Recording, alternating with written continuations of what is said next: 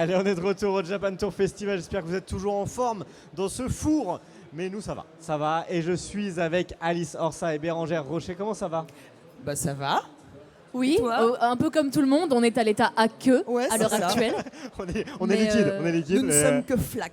C'est ça. Mais ça- je pense que la joie prend le dessus sur, sur notre état liquide. C'est Ouais, ça. heureusement qu'il y a un petit peu d'excitation, d'adrénaline.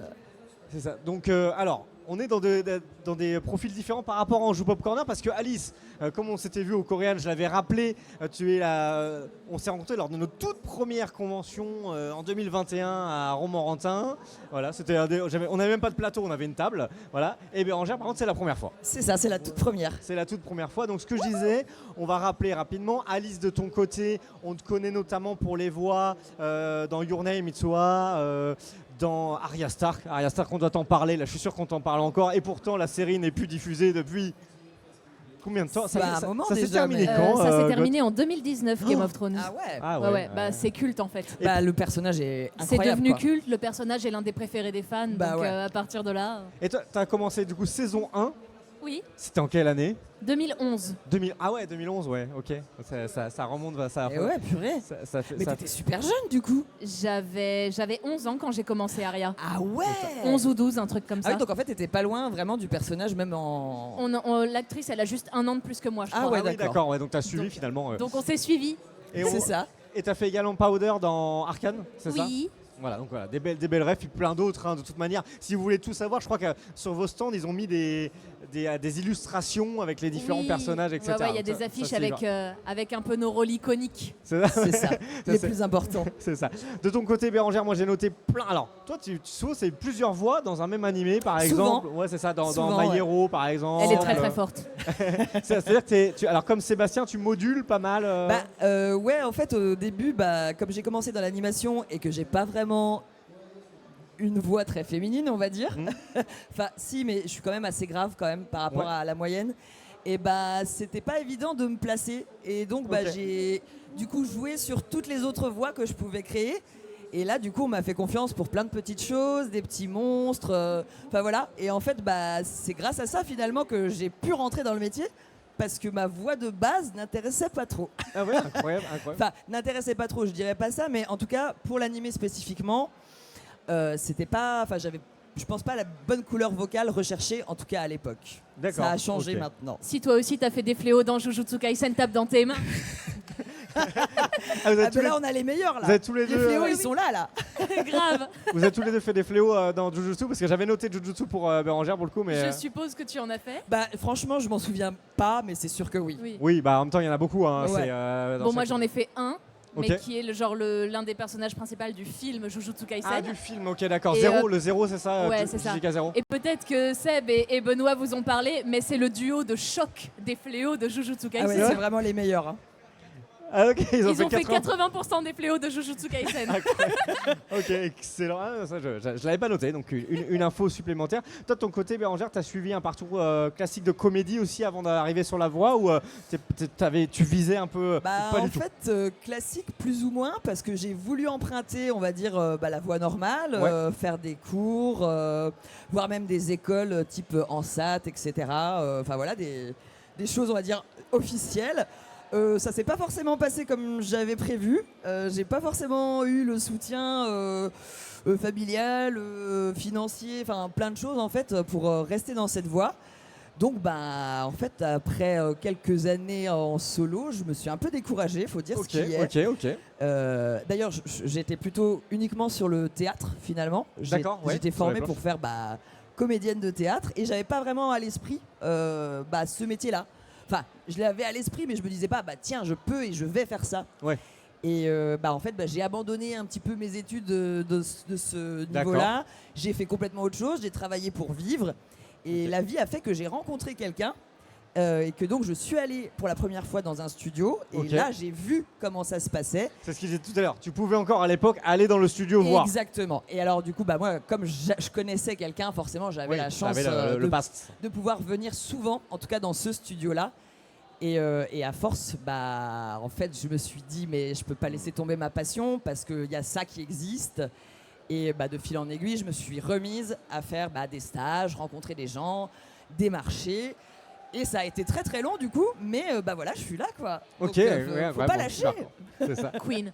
Merci. Alice, tu veux redire quelques mots un petit peu aussi sur ton parcours? Alors c'est qu'on on t'a déjà posé nous sur le plateau, mais toujours intéressant pour les gens notamment qui sont dans le public de resituer un petit peu ton parcours. Bah, moi, je suis une enfant de la balle. Enfin, j'ai commencé étant enfant le doublage. J'ai commencé par le doublage parce que mes parents sont comédiens et qu'il y avait une directrice artistique qui venait de recevoir une série. Elle avait besoin de vrais enfants pour jouer des rôles récurrents dans la série. Et en général, dans ces cas-là, on se tourne plutôt vers les enfants de comédiens parce qu'on se dit qu'ils sont probablement plus sensibilisés Un peu formaté. à la comédie, au fait de jouer la comédie, tout ça. Et aussi, c'est un peu bête, hein, mais ça fait moins peur aux parents.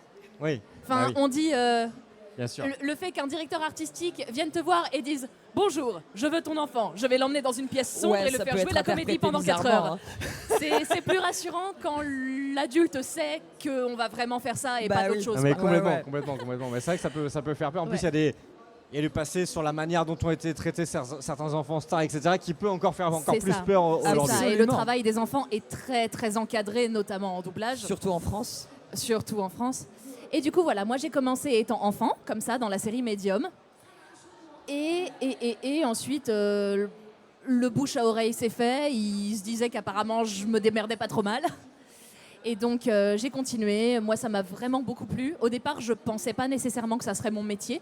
C'était plutôt un jeu qu'autre chose. Ça m'éclatait, en fait. J'avais à peine conscience de gagner des sous, je crois, en faisant ça. C'est ça, tu savais pas en fait qu'à 18 ans, C'est ça. t'allais avoir un compte. Juste, bon, je loupais les anniversaires de mes potes, mais... Ouais. Ouais, voilà. C'était le petit côté négatif, quoi. C'est ça. Mais non, mais au départ, c'était un jeu, puis le jeu est devenu mon métier et Tu- une passion, finalement. T'as poursuivi quand même un parcours scolaire en parallèle ou Oui, ça, j'ai fait ma scolarité normalement, j'ai passé mon bac normalement, j'ai même commencé la fac. Ok. Alors que, attention, je suis quelqu'un de pas du tout scolaire et le fait est que j'ai pas poursuivi plus de 3 mois la fac. Ah bah comme moi. C'est drôle. Ouais. Et j'ai juste, ensuite, j'ai continué le théâtre parce que j'ai voulu vraiment me perfectionner en théâtre parce que du coup, le doublage, c'était bien, mais il me manquait un bagage. Il me manquait un bagage émotionnel, il me manquait un bagage corporel Ouais. que je suis allée chercher au théâtre. Ouais, d'accord. Et je le conseille à n'importe qui voudrait faire du doublage. Indispensable. Et voilà, j'ai fait 4 ou 5 ans d'études théâtrales professionnalisantes. Et puis ensuite, le planning a fait que c'était difficile d'assister aux cours et donc De tout faire, ouais. je suis en doublage à plein temps. Top. Voilà. Alors, Et on a elle est parlé. exceptionnelle, évidemment. Elle sait tout faire, en fait. Ah, C'est pas très vrai. Bah si, c'est très vrai, parce que tu joues, tu chantes, tu danses, tu es ce Ah, qu'on voilà, appelle alors, aux c'est États-Unis. parfait, c'est parfait. Une Mais la triple transition, menace. la transition est toute cool. Quelle parce que- transition de qualité. Ah, Mais n'est-ce oui, pas parfait. Parce que je dis, voilà, c'est vrai que sur ces plateaux, sur les conférences, et que ça, on vous parle beaucoup. Forcément, on vous invite pour ça. Les gens sont aussi là pour ça. Mais on a envie d'en savoir un peu plus. Et du coup, alors, Alice, visiblement, tu as plein de casquettes. Vu que c'est Bérangère a vendu la mèche. Merci Bérangère, vraiment. Mais que fais-tu donc? C'est quoi toutes ces passions? Le chant, c'est arrivé un peu tard, entre guillemets, parce que la plupart du temps, quand on exerce le chant en doublage ou en voix, etc., on a commencé enfant. Moi, j'ai commencé vers 17-18 ans, quelque chose comme ça. Mais c'est devenu une passion que je continue d'exercer par-ci, par-là. J'ai la chance parfois de faire du doublage chanté dans des D'accord, dessins ok, animés la plupart ok, du ok. temps. Et depuis un peu plus d'un an maintenant, depuis 1 an et demi, je me suis pris de passion pour la danse. Ça faisait très longtemps que j'avais envie d'en faire, mais j'avais jamais sauté le pas pour des raisons de santé principalement. Et là, j'ai réglé mes petits trucs et maintenant, je suis en mode OK, je me la donne en danse. Ce qui fait que Et toutes elle les est semaines, incroyable. Mais tout ça, c'est assez complémentaire finalement. Est-ce que, Oui. est-ce que tu te vois retourner du coup sur scène avec toutes ces choses-là un jour ce peut-être? serait mon rêve. Ouais. Ce serait mon rêve totalement. Bon, ensuite, je sais pas si je me suis donné exactement le bon bagage. C'est-à-dire que moi, je fais un tas de danses de niche qui terminent en ing. Donc, je fais du voguing, je fais du walking et je fais du jazz. Bon, d'accord, c'est simple. Le Il n'y a pas de jazz. ing. C'est pas principalement ce qu'on va chercher pour la comédie musicale, mais yallah, vas-y, je fais ce qui me plaît. Ouais, Ok, mais ouais, t'as donc là- t'as quand même des compétences, du coup, tu vois. Ça va. Ok, t'as- t'as pas tous les styles sous la main, mais tu peux vite te mettre dedans, je pense. C'est ça. Mais j'étais en train de chercher qu'est-ce qui réunissait tout ça. Tu viens de le dire en fait, la comédie musicale, c'est un peu le Graal dans l'histoire. C'est un peu ça, ouais. Ok, excellent. Bérengère, de ton côté, est-ce que tu danses, est-ce que tu chantes, Alors, je chante sous ma douche, C'est pas mal. comme tout à chacun, je pense. Parce que honnêtement, si je devais faire ce que fait Alice, on n'y serait pas du tout. Alors, j'adore ça, mais c'est vrai que c'est quand même très très technique, le chant. Ouais. En revanche, j'adore danser. D'accord. Alors, je fais pas tous les styles que fait Alice, j'ai pas une culture, machin, mais j'en ai fait beaucoup étant plus jeune. Et tous les jours de ma vie, je danse en fait finalement, un petit peu. Moi, je suis le genre de personne, tu sais, je rentre à la maison, il est 1h du matin, j'ai encore de l'énergie, je mets la musique à fond et je fais un quart d'heure de n'importe quoi. Mais je te comprends tellement. Ou d'ailleurs, pas forcément de n'importe quoi. Des fois, je sors des trucs, je suis en mode, mais pourquoi j'ai pas filmé, tu vois? Je suis une déesse de la chorégraphie et il y a que mon miroir qui s'en rend compte, quoi. Mais c'est des moments aussi de décompression. La danse, c'est thérapeutique aussi. C'est exactement ça. En fait, c'est évacue. tellement, comme disait Alice, c'est le corps. Dans nos métiers, finalement, même si on s'en sert, il y a une distance qui se crée. Et la danse, c'est un super bon moyen de se réapproprier ça. Et en fait, de se prendre cette énergie, après, ça nous permet, je pense, de la redistribuer ailleurs, quoi. Complètement.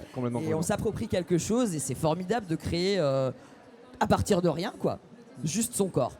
Juste ton propre instrument. C'est ça. Ouais, c'est ça. Ouais, complètement. Ok, très clair. Est-ce que tu as d'autres petits passe-temps intéressants à nous partager ou des choses que tu montes en projet à côté? Franchement, je suis pas très intéressante à ce niveau. Mais non, mais Mytho. J'ai pas. T'as des infos, Alice? Non, j'ai pas de grands projets tel Seb. Non. J'ai plein de petites passions, de petits hobbies. Mais voilà, des fois, un petit hobby, ça peut être intéressant à partager. Alors forcément, Seb, il a mis la pression avec son projet de série audio. Faut pas s'arrêter là. Non. Est-ce que en plus, oui, je serai dedans, donc j'ai pas besoin de. Et alors, je peux te poser peut-être la question. On sera toutes les deux dedans. Oui, il l'a dit. Non, mais voilà, ils ont du goût. Est-ce que je peux te poser la question des recos? Est-ce que tu écoutes des choses, tu regardes du contenu? Ça peut être vraiment tout, dans tous les styles, hein, bien sûr. Énormément de choses. Alors, du coup, je vais faire l'instant politique, quoi. Parce que alors je suis pas très intéressante, mais je suis quelqu'un de très très politisé. Okay. Et je vais vous recommander un podcast qui est vraiment super, que tout le monde doit connaître, je pense, mais si c'est pas le cas, allez-y. Ça s'appelle Les couilles sur la table. Voilà. Et c'est génial parce qu'en fait ça englobe un peu tous les thèmes finalement de la vie. Des spécialistes, des gens qui font des études sociologiques, des juges, enfin voilà, plein de gens viennent à ce podcast et discutent de ces thèmes qui sont en fait post-révolution MeToo. Okay. Et c'est passionnant parce qu'on apprend plein de choses, non seulement sur les autres, mais aussi sur soi, sur les angles morts qu'on a dans la vie. Et vraiment, c'est ma reco. Elle est pas super culturelle, animation. Non, mais alors, c'était pas du tout ce que je cherchais. Non, mais c'est hyper intéressant. Et ça rejoint le côté, on est vachement dans le contenu audio en ce moment. Tout à fait. Il y a des podcasts hyper intéressants. Tout à fait. Là, en l'occurrence, voilà, tu fais ta vaisselle, un petit coup de ménage. Moi, je fais ça dans le bain aussi, des fois. Je me fais couler un petit bain et je mets 1 heure de podcast. Et on apprend des choses tout en faisant autre chose. C'est parfait. La reco à faire. Et petite reco, Alice, de ton côté, il y a des choses que tu... Oui, alors moi, ça sera pas très surprenant. Enfin, je suis quelqu'un d'assez politisé aussi, mais je suis pas très podcast. Notamment, je me bats beaucoup pour les représentations LGBTQIA+, tout ça, les droits LGBT en général, c'est quelque chose qui me tient beaucoup à cœur. Et du coup, la plupart du temps, je lis ou consomme des œuvres en rapport avec ces problématiques-là. Récemment, qu'est-ce que tu peux nous dire? Alors, ce n'est pas le sujet principal de l'œuvre, mais moi, j'ai envie de recommander un manga qui va sortir en anime cet été et qui s'appelle The Summer Hikaru Died. D'accord. Ok. C'est très gay-coded. Ok. Et c'est horrifique. Oh, génial. Mais d'une manière assez subtile. C'est-à-dire que c'est du body horror sans être gore. Oh, trop cool. Il y a tout un truc très mystique, très planant, très sombre. Et comme c'est très naturaliste, ça se passe au fin fond du Japon profond, dans une campagne paumée. Génial. Mais c'est même pas beau nécessairement, tu vois, c'est juste paumé. C'est ça. Et du coup, ça parle de manière très naturaliste à l'humain à l'animal humain que tu es. C'est ça. Et je trouve ça Sans très fioriture intéressant. en fait. C'est ça, il n'y a pas de fioriture, c'est assez brut de décoffrage. Tu le vends super bien. Merci. J'ai envie de le lire du coup. C'est arrivé voilà. jusqu'à chez nous en version papier parce que souvent ce genre de Oui. manga, Oui. voilà, on a nos éditeurs français, ils sont un peu frileux des fois avec certaines histoires. Et ça, Non, ça arrive. The Summer Ikaruda, il a déjà d'ailleurs une bonne petite fanbase, je crois, en France. Merci de me confirmer. et voilà, donc à celles et ceux qui n'oseraient pas trop sauter le pas ou quoi, je conseille. Comme vous, je ne sais pas où va cette série. Hein. Personne ne le sait, je crois, mais je la conseille. Il y a ça, il y a un truc qui naît en publication, qui est en publication sur Internet et qui sort aussi en format papier à des intervalles assez longs. Qui s'appelle She Wasn't a Guy et que j'ai très envie de recommander aussi. C'est une romance lesbienne qui commence comme évidemment une amitié et ça paraît assez léger, ça paraît très slice of life comme ça, mais ça aborde des sujets assez importants comme le harcèlement scolaire, l'identité de genre, sa propre représentation de genre aussi, enfin voilà. Je trouve ça très intéressant, c'est super mimi, c'est sans fioriture aussi d'ailleurs. C'est ça, en fait, comme tu le vends, on a l'impression que ça touche des sujets qui sont quand même de société importants, oui. Mais ça le fait pas sur le mode moralisateur, Non. au contraire. Non. Et puis moi j'aime bien ce qui est un peu brut de décoffrage et ce qui est, comme tu dis, sans fioriture en Ouais, fait. carrément. J'aime bien quand ça vient chercher direct dans le bide. Les tripes. C'est ça. C'est important aujourd'hui que ces sujets-là soient abordés via des formats comme celui du manga parce que ça va toucher un public qui n'aurait pas été touché par des trucs un peu plus c'est ça. tradis, formels, etc. Trop explicatif, trop, Voilà, trop ce que je viens de faire juste avant en fait. Genre écoutez ça, faites ça. Mais c'est pas le même public, c'est Bah pas le non. même public, peut-être Mais pas la c'est même ça. génération qui C'est va ça. écouter, qui va lire le manga, etc. Et alors je rebondis pas forcément sur les thématiques, mais ça veut dire que toi, aujourd'hui, c'est vrai que tu prêtes ta voix dans des animés, tu consommes quand même au quotidien de l'anime, du manga, ça fait partie de tes univers finalement. Oui. Alors j'aimerais pouvoir en consommer plus parce qu'en plus j'ai grandi avec les animés. Enfin c'est vraiment moi mon premier animé, c'était évidemment Pokémon, mais ensuite j'ai balancé sur des trucs un peu moins mainstream entre guillemets. Enfin j'étais passionnée d'Inuyasha quand j'étais môme. Ok. Tokyo Mew Power, Pierre de puissance, Mutamorphose. S'il y en a dans le public, pas vraiment, je suis la seule daronne ici. Tokyo Mew Power. mais voilà, enfin moi j'ai grandi là-dedans et le fait de pouvoir en faire jusqu'à une certaine période, c'était un rêve inatteignable pour moi. De fait de pouvoir donner ma voix à des personnages d'anime. C'est devenu atteignable il y a quelques années et j'en suis infiniment reconnaissante à l'univers. Voilà. Et j'aimerais pouvoir en consommer plus, mais le fait est que le fait de bosser devant des écrans à longueur de journée, quand je rentre chez moi, j'ai pas la foi de me reposer devant un écran. Ouais, normal, ouais, franchement. J'ai envie de dessiner, de lire un bouquin, ou alors de jouer à la Switch, de faire un truc où je suis impliquée dedans, tu vois. C'est ça. Ou de faire un puzzle. Peut-être un peu moins passif. Après, est-ce que vous rejoignez quand même la remarque de Benoît, notamment aussi sur n'oubliez pas de temps en temps de décrocher, de vous ressourcer, etc. Ouais, absolument. Franchement, oui. C'est nécessaire. Ouais, parce que c'est comme tout, hein. Si tu fais que ça, t'es dans un tunnel, tu vois plus le reste. Et là, précisément, on a besoin d'être nourri d'autres choses pour apporter de la nouveauté, de la fraîcheur, puis pour rester dans le coup, en fait. Donc oui, c'est carrément indispensable. Ouais. Et je me permettrais même de dire que notre métier, c'est un métier passion. C'est ça.